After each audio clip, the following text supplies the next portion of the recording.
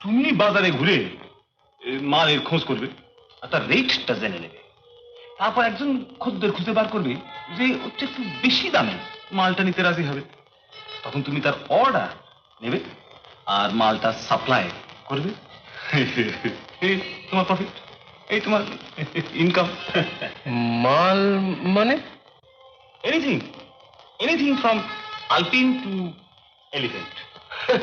তুমি বাজারে ঘুরে মালের সন্ধান করবে আর তার রেটটা জেনে নেবে।